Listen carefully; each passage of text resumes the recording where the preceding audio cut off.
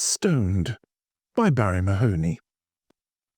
Leaving messages in public places seems a strange thing to do, but I guess it's been going on for generations. You even need to look closely at ancient trees, park benches, and public monuments to see those immortal words, "John loves Jane," or similar words, announcing to the world undying affection of a first love, latest love, or indeed any other pertinent message. I guess it's rather like the Stone Age equivalent of Facebook and Twitter, when personal and often irrelevant messages are declared to the world, when maybe they'd be better kept to oneself. Speaking of messages, the good people on the island of Fuerteventura are getting a little annoyed with tourists who are following the latest craze of leaving messages with stones on beaches and building small towers with stones. The current problem is that tourists are no longer content to wander along the beautiful white sandy beaches of Fuerteventura, but they wish to leave their mark to those who follow. I guess you could call it the human equivalent of a dog peeing on a lamppost. Those tourists who visit Fuerteventura carry out message or imaginative construction activities using stones to ensure their presence does not go unnoticed, but which local experts describe as causing a destructive impact upon the ecosystem of these beautiful beaches. One such area, Playa des Esquinzo in Fuerteventura, is just one example recently highlighted where the tourist board wants to raise awareness that their messaging and construction activities on beaches and coastal areas are destroying and damaging the landscape. Tourists on other Canary Islands are also adopting these stone message activities without considering how their actions affect delicately balanced ecosystems.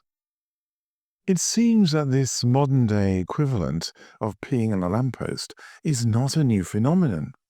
A Jewish friend recently told me that within the Jewish faith, it is customary to leave a small stone on a grave. A stone is placed by a visitor on the grave, but using only the left hand. And please don't ask me why. The act of placing a stone on the grave serves as a sign to others that someone has visited the grave and enables visitors to commemorate the burial and life of the deceased.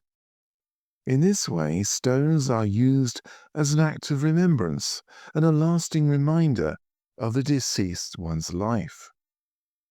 Other historical accounts suggest that the tradition goes back to biblical times when graves were simply marked with small stone mounds, because gravestones had not been invented.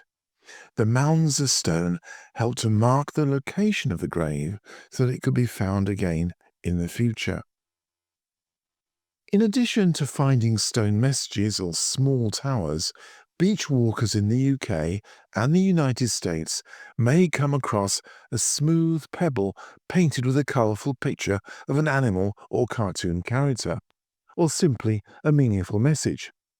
Now, pebble painting is yet another craze that appears to have originated in the United States and is beginning to find its way into Europe. Amateur artists take part in painting pebbles and leaving them in public places for others to find.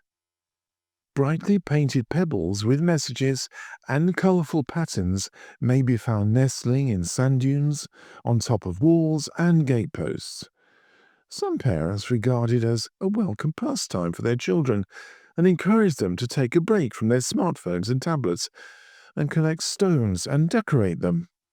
Stone painting has become quite popular in some of the UK's coastal resorts, and especially on beaches with plenty of small, smooth stones. Now, sadly, council chiefs in the UK are not at all happy with this idea, and often with good reason, as they say they pose a danger to elderly people who risk tripping over them and are used by vandals to throw at ducks and scrawl the paint onto local war memorials. Parents are urged to be responsible and to show their children common sense when hiding these rocks so that they don't become problems for other people and the environment.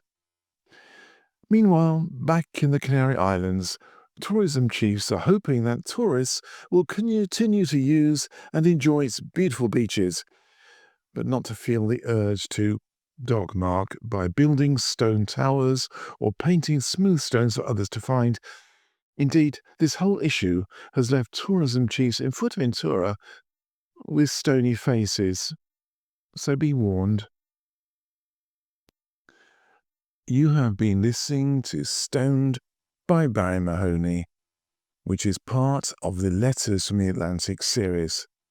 You can find out more about me, my books, podcasts, and blogs by going to my website, www.barriemahoney.com. And remember, that's Barrie with an IE.